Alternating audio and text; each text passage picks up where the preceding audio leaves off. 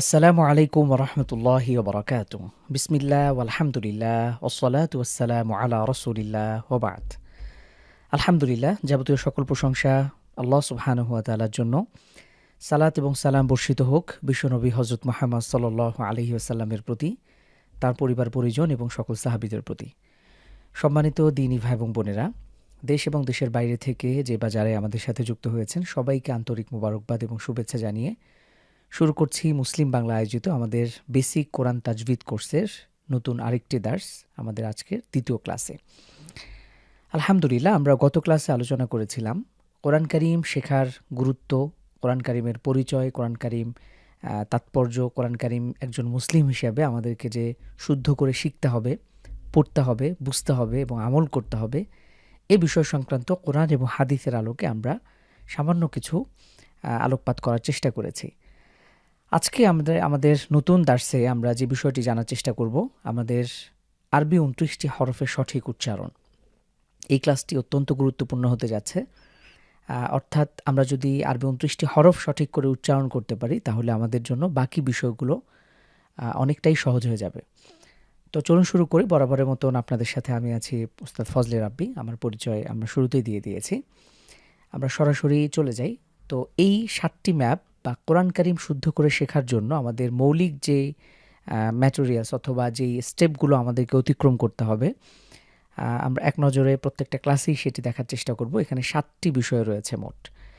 যে কোনো ভাষাই, যে কোনো পৃথিবীর যে কোনো ল্যাঙ্গুয়েজ, যে কোনো ভাষাই মূলত শুরু হয়, সেই ভাষা শেখার আরম্ভ হবে আপনার এই সেই ভাষার যেই বর্ণ রয়েছে, লেটার রয়েছে, সেই বর্ণগুলো শেখার মাধ্যমে আপনি যে কোনো ভাষা শিখতে পারবেন।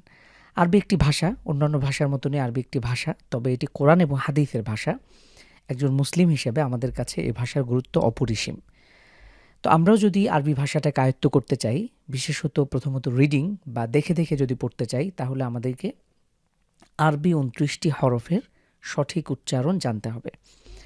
আমরা জানি বাংলায় মোট স্বরবর্ণ এবং ব্যঞ্জনবর্ণ মিলে মোট ৫০টি বর্ণ রয়েছে আমাদের। ইংরেজিতে রয়েছে মাত্র ২৬টি। ঠিক একইভাবে আরবিতে রয়েছে ২৯টি হরফ, যে ২৯টি হরফের প্রত্যেকটার আলাদা আলাদা বৈশিষ্ট্য রয়েছে এবং বিশেষত উচ্চারণের যে স্থান, মাখরাজ, এটি রয়েছে। আমাদেরকে এটা যদি আমরা আয়ত্ত করে নিতে পারি তাহলে বাকি বিষয়গুলো আমাদের জন্য অনেকটাই সহজ হয়ে যাবে। এরপরে আমরা হরকত দেখব, তানভিন দেখব, সুকুন বা জজম দেখব, তাসদিদ, মাদ এবং গুন্না। এভাবে ৭টি স্টেপ অতিক্রম করার মাধ্যমে আমরা কোরআন কারীম শুদ্ধ করে শিখতে পারবো। তো আজকে আমরা ইনশাআল্লাহ আরবি ২৯টা হরফের সঠিক উচ্চারণ দেখব। তো লক্ষ্য করুন, এখানে প্রথমেই যে হরফটা আমরা দেখতে পাচ্ছি লম্বা, জাস্ট একটি লাঠির মতন, তো আরবিতে এটির নাম হচ্ছে আলিফ। আলিফ। আমি যে উচ্চারণ করছি প্রিয় দর্শক, আপনারা নিশ্চয়ই শুনতে পাচ্ছেন। আপনারা একটু মনোযোগ সহকারে এটা শোনার চেষ্টা করবেন ইনশাআল্লাহ। আমরা বলতে পারি, যদি আপনার আরবি ২৯টি হরফের উচ্চারণ সঠিক হয়ে যায় তাহলে আপনার জন্য কোরআন শুদ্ধ করে পড়ার যাত্রায় আপনি ৫০% অন্তত পক্ষে আপনি এগিয়ে গেলেন এবং আপনার জন্য সহজ হয়ে যাবে এবং এর উপরে ভিত্তি করেই বাকি বিষয়গুলো দাঁড়িয়ে আছে। সুতরাং সবার আগে আপনাকে অবশ্যই শুদ্ধ করে আরবি ২৯টি হরফের যথাযথ উচ্চারণ এটি আয়ত্ত করে নিতে হবে। তো প্রথমেই আমরা যেই লেটারটাকে দেখছি, হরফটাকে, এটার আপনারা প্রত্যেকটা হরফের যেই চিত্র রয়েছে বা কোন হরফ দেখতে কেমন, এটার গঠন এবং হরফগুলোতে কয়টা করে ডট বা এই যে নোক্তা, উপরে আমরা একটা উপরে নিচে কোথাও এরকম একটা, কোথাও দুটো, কোথাও তিনটা এরকম যে ফোঁটা দেখতে পাই অথবা ডট দেখতে পাই, আরবিতে এটাকে নোক্তাও বলা হয়। তো এই ডটগুলো দেখে আমাদেরকে চিনে নিতে হবে। এই জন্য প্রথমত একটা হরফের গঠন কেমন, এটার উচ্চারণ কেমন এবং এটা কোথা থেকে উচ্চারিত হচ্ছে, এই বিষয়গুলো আপনারা খেয়াল করবেন। প্রথমে আমরা দেখছি আলিফ। এটা যখন আমরা উচ্চারণ করব তখন এখানে কোনো টান হবে না। আলিফ, আমি খুব দ্রুত কিন্তু আলিফ উচ্চারণ করছি। এখানে একটি চিহ্ন রয়েছে, এর মানে হলো এখানে কোনো টান হবে না। এটা খুব স্বাভাবিক, সহজ। এরপরে হলো বা। বার উচ্চারণ, এটি আমাদের ঠোঁট থেকে উচ্চারিত হয়। ঠোঁট থেকে উচ্চারিত হয় এরকম বেশ কয়েকটা হরফ রয়েছে, এর মধ্যে হলো একটা বা। বাটা স্বাভাবিকভাবে আমাদের মুখ একদমই স্বাভাবিকভাবে আমাদের ঠোঁট যেভাবে থেকে থাকে আমাদের ঠোঁটের ভিজা অংশ থেকে খুব স্বাভাবিকভাবে আমরা বা, ঠোঁটের কোনো রকম বাড়তি কোনো ব্যবহার হবে না। আমরা ঠোঁট মিলাবো না বা ঠোঁটকে বেশি উন্মুক্ত করব না। যেভাবে রয়েছে ঠিক সেভাবে আমরা উচ্চারণ করব। বা, আলিফ, বা। এই বা উচ্চারণের ক্ষেত্রে আমাদেরকে ১ আলিফ অর্থাৎ ২ হরকত পরিমাণ অথবা আমাদেরকে ১ সেকেন্ড পরিমাণ, আপনারা সহজার্থে এভাবে মনে রাখতে পারেন, আমরা ১ সেকেন্ড পরিমাণ টানবো। এখানে কেন টান হচ্ছে আমরা এই বিষয়গুলো পরবর্তীতে যখন মাদ পড়ব তখন বিষয়গুলো স্পষ্ট হবে ইনশাআল্লাহ। এরপরে আমাদের যে লেটার রয়েছে, দেখুন ঠিক বার মতনই দেখতে, বার যে নিচের পেটটা রয়েছে ঠিক অনেকটা সেরকম, উপরে শুধু দুটো নোক্তা রয়েছে, দুটো ডট রয়েছে। এটাকে আমরা বলবো তা। বাংলার যে ত আকার তা ঠিক এরকমই তা। এরপরের উচ্চারণটা একটু স্পেশাল, লক্ষ্য করুন প্রিয় দর্শক। ঠিক বা এবং তা যেভাবে আমরা দেখে এসেছি ঠিক সেরকমই, তবে পার্থক্য হচ্ছে এখানে মোট ৩টি ফোঁটা রয়েছে, উপরে ৩টি ফোঁটা। তো এই উচ্চারণ হবে, এই হরফের উচ্চারণটা একটি স্পেশাল। এটা সফট লেটার বা খুব পাতলা করে আমাদের উচ্চারণ করতে হয়। এর যে মাখরাজ উচ্চারণের স্থান আমাদের জিভের যে আগা, জিভের যে সামনের অংশটুকু রয়েছে একদমই চিকন অংশ, আমাদের জিভের ঠিক সামনের অংশটাকে আমরা উপরের ২ দাঁতের সামনের দিকে লাগাবো সা, এবং জিভটাকে বের করব এবং নিশ্চিত করব বাতাস বের হচ্ছে কিনা। অবশ্যই বাতাস বের হবে। যেমন আমার উচ্চারণ যদি একটু শোনেন, এই যে সা, আমি বাতাস বের করছি সা। অবশ্যই এই জায়গাটিতে বাতাস বের করতে হবে, না হলে এটা সঠিক উচ্চারণ হবে না।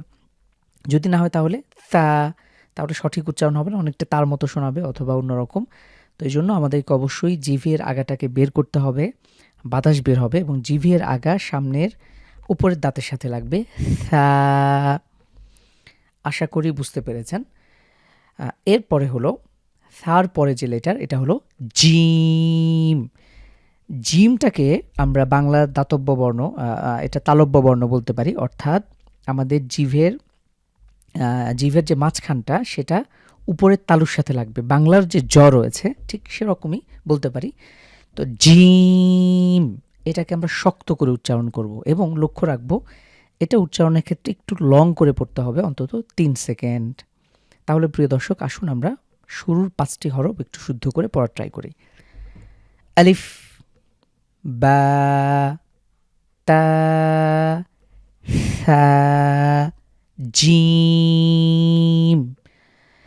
এরপরে লক্ষ্য করুন ঠিক জিমের মতনই দেখতে, এখানে কোনো ফোঁটা নেই, উন্মুক্ত, শুধু মাথাটা দেখে আমাদেরকে চিনতে হবে। তো এই লেটারটির নাম হলো হা। এই বর্ণটি আমাদের হলক বা আমাদের কণ্ঠনালীর ঠিক মাঝখান থেকে উচ্চারিত হবে। একটু চাপ পড়বে এবং আপনি যদি গলায় হাত দেন তাহলে বুঝতে পারবেন যে গলার ঠিক মাঝখানে চাপ পড়ছে।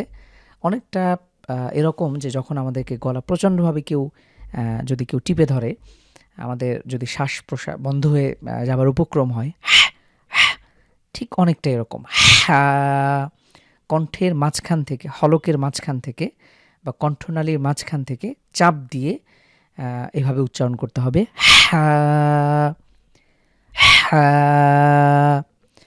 অনেকের এই হার উচ্চারণে প্রবলেম হয়, তো আমাদের ১ বার ২ বার ৩ বার আপনি এভাবে ট্রাই করবেন ইনশাআল্লাহ। একটা পর্যায়ে যখন আপনি মাখরাজটা বুঝে যাবেন, মাখরাজ মানে হচ্ছে উচ্চারণের স্থান। আপনি যখন উচ্চারণের যে এক্স্যাক্ট জায়গাটি রয়েছে সেটা যখন বুঝে যাবেন তখন এমনি সহজ হয়ে যাবে ইনশাআল্লাহ। ট্রাই করবেন, আমাদের শুনেই আপনি সেভাবে উচ্চারণে ট্রাই করেন। আমাদের আপনি দাসটি যখন শুনছেন তখন সাথে সাথে আমাদের সাথেও পড়েন, এবং একবার যদি হয়ে যায় তো আলহামদুলিল্লাহ, এটি আমাদের সারা জীবনের জন্য সঠিক হয়ে গেল। তাহলে হা, কণ্ঠের মাঝখান থেকে আমরা উচ্চারণ করব এবং এটি উচ্চারণে ১ আলিফ টেনে পড়তে হবে। এরপরে হলো খ। এই খ লেটারটি আমাদের কণ্ঠনালীর শেষখান থেকে উচ্চারিত হয়, যেমন গইন, খ। এই খর সাথে আরেকটা লেটার রয়েছে গইন, আমরা সামনে দেখব। তো এটা আমরা স্বাভাবিকভাবে উচ্চারণে ট্রাই করি খ, খ। গলার একদম আমরা যে গড়গড়া ভাব আছে অনেকটা এরকম আসবে খ। এটা উচ্চারণে আমরা ১ আলিফ টানবো। আপনারা লক্ষ্যই করছেন এখানে কিছু নাম্বার দেয়া আছে। ১ থাকলে আপনারা অন্তত ১ সেকেন্ড লং করবেন, ৩ থাকলে একটু 3 সেকেন্ড বা লং করে পড়ার ট্রাই করবেন ইনশাআল্লাহ। কেন লম্বা হবে আমরা এটা পরবর্তীতে দেখব। এরপরে হলো দাল, বাংলার দ আকার দা এবং ল অনেকটা এরকম। দাল, ঠিক তা যেখান থেকে উচ্চারিত হয় সেম জায়গা থেকেই দাল। সহজ আছে আলহামদুলিল্লাহ। এরপরে একটু স্পেশাল দাল। এই দাল এবং জালের মধ্যে পার্থক্য লক্ষ্য করুন। দালে কোনো ডট নেই বা ফোঁটা নেই, কিন্তু জালে একটা ফোঁটা রয়েছে, উপরে একটা নোক্তা রয়েছে। এই জাল উচ্চারণ ঠিক সার জায়গা থেকে হবে। ঠিক সা যেভাবে আমরা উচ্চারণ করেছি আমাদের জিভটাকে বের করতে হবে। এরপরে আমাদের জিভের যেই আগা রয়েছে, আমরা এই জিভের আগা দিয়ে আমরা উপরের 2 দাঁতের আগার দিকে আমরা লাগিয়ে আমরা উচ্চারণের ট্রাই করব। এবং এটা পাতলা লেটার বা সফট লেটার, যেমন জাল, ঠিক যেরকম সা, সা, জাল। আশা করি বুঝতে পেরেছেন। এরপরে দেখুন র, রটাকে আমরা কিভাবে উচ্চারণ করতে পারি। র আমাদের যেই জিভের আকার রয়েছে সেটাকে আমরা উপরের তালুর সাথে লাগিয়ে, হ্যাঁ, র, র, একটু মোটা টাইপের র। তাহলে আমরা এই 5টি আমরা এই হরফগুলো একবার একসাথে উচ্চারণ করি। আমাদের সাথে একটু ট্রাই করুন। হা, খ, দাল, জাল, র। এরপরে ঠিক রর মতনই দেখতে উপরে শুধু একটা নোক্তা রয়েছে বা একটা ফোঁটা রয়েছে, এটার নাম হলো জা, জা। স্বাভাবিক বাংলার যে ঝ রয়েছে অনেকটা সেরকম কাছাকাছি, তবে এত বেশি আমরা শক্ত করে ফেলবো না, কিছুটা সফট হবে। যেমনভাবে আমরা সিন উচ্চারণ করি, লক্ষ্য করুন সিন কিভাবে উচ্চারণ হয়। এই লেটারটার নাম হলো সিন। ইংরেজিতে আমরা এস, এস যেভাবে উচ্চারণ করি ঠিক সেভাবে উচ্চারণ করব। এরকম একটা আওয়াজ হবে সিন।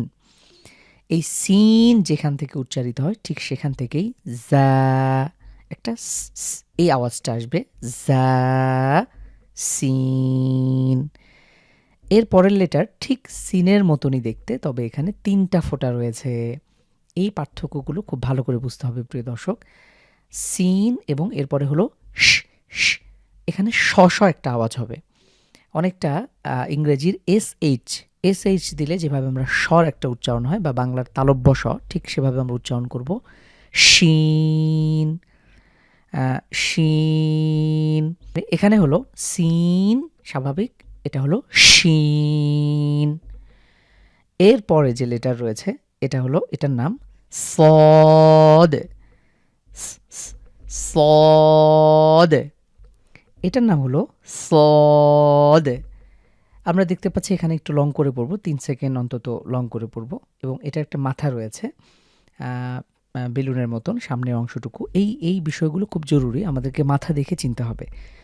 তো এটাকে আমরা কিভাবে উচ্চারণ করব, আমাদের জিভের আগা, আমাদের জিভের যে সামনের অগ্রভাগ রয়েছে সামনের নিচের 2 দাঁতের সামনে আমরা লাগিয়ে, যেমন স্লদ। এখানে জা, সিন এবং সদ এই 3টি হরফের উচ্চারণ সেম, মাখরাজ সেম বা উচ্চারণ স্থান সেম। আমরা যদি আবারও পড়ি জা, সিন, সদ।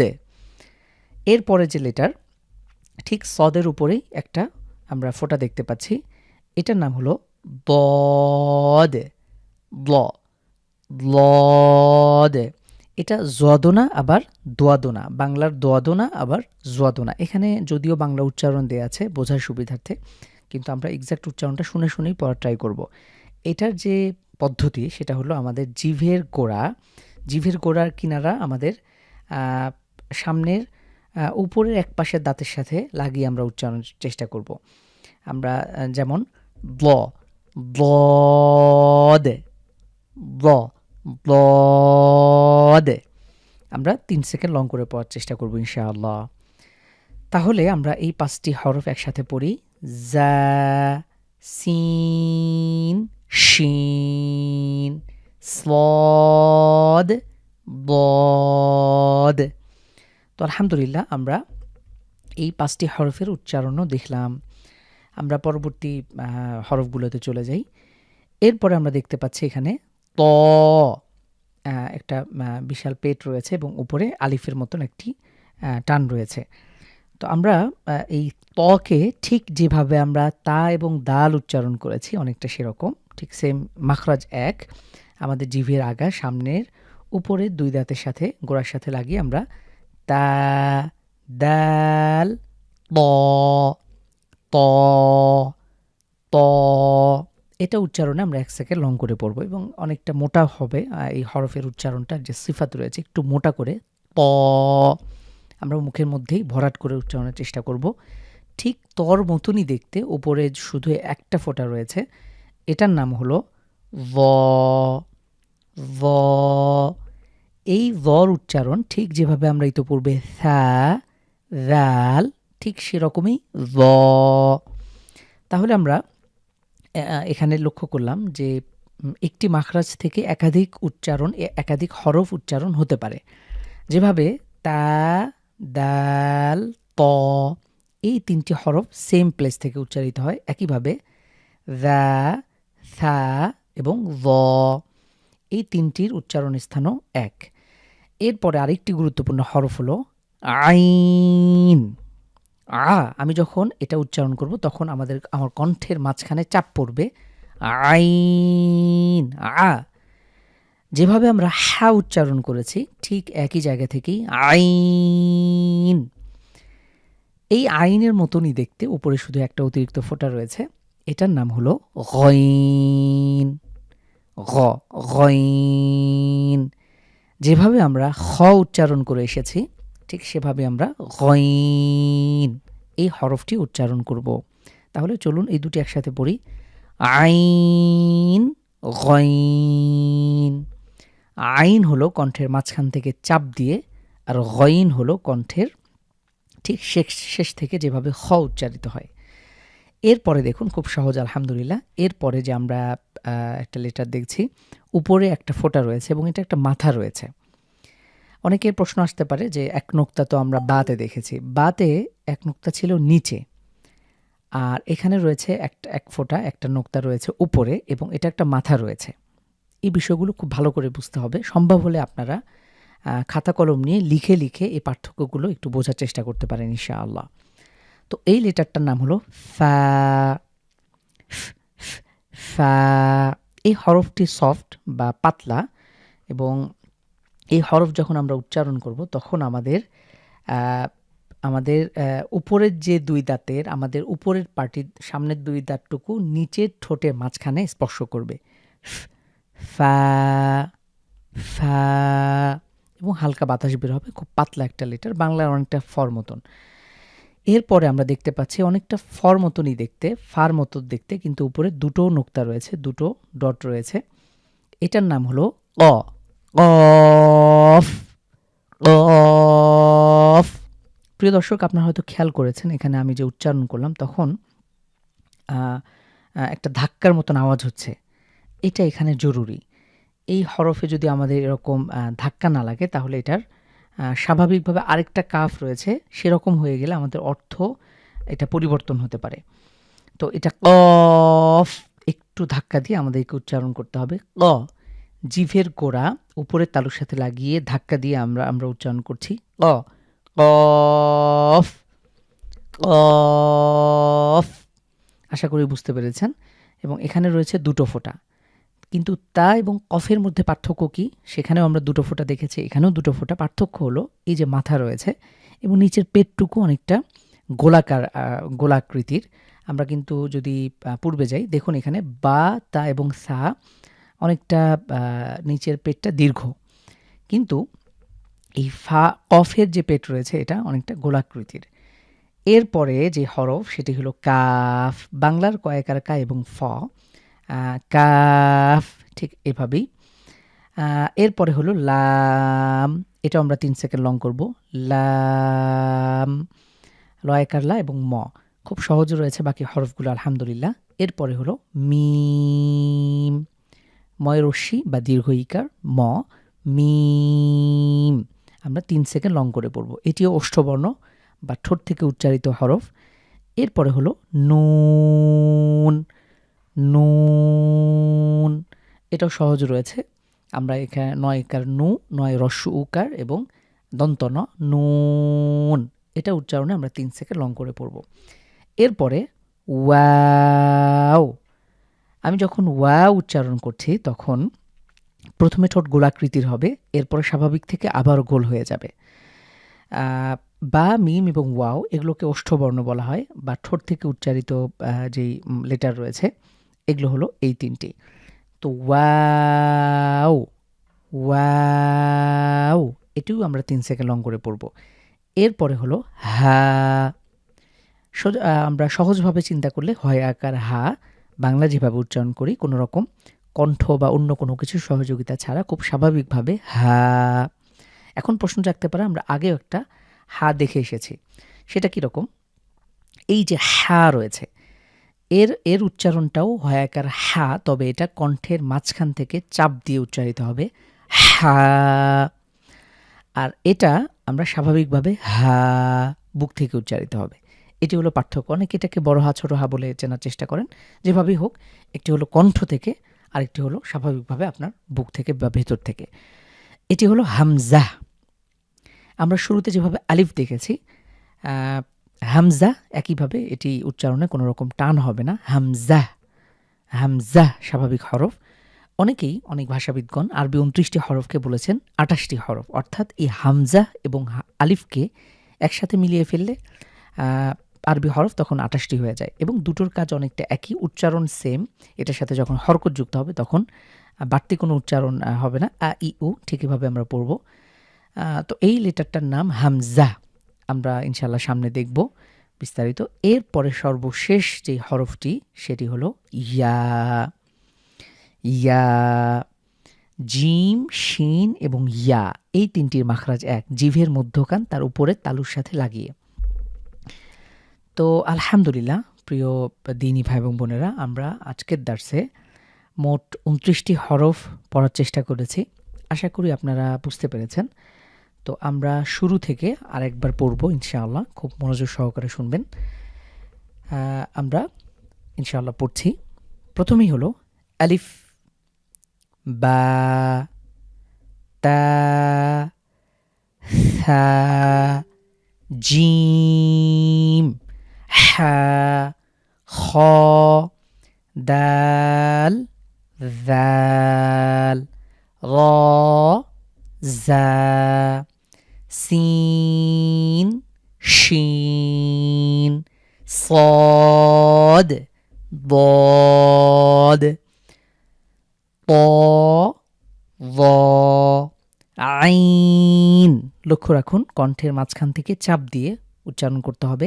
আইন, গইন, ফা, কফ, কাফ, লাম, মিম, নুন, ওয়াও, হা, হামজা, ইয়া।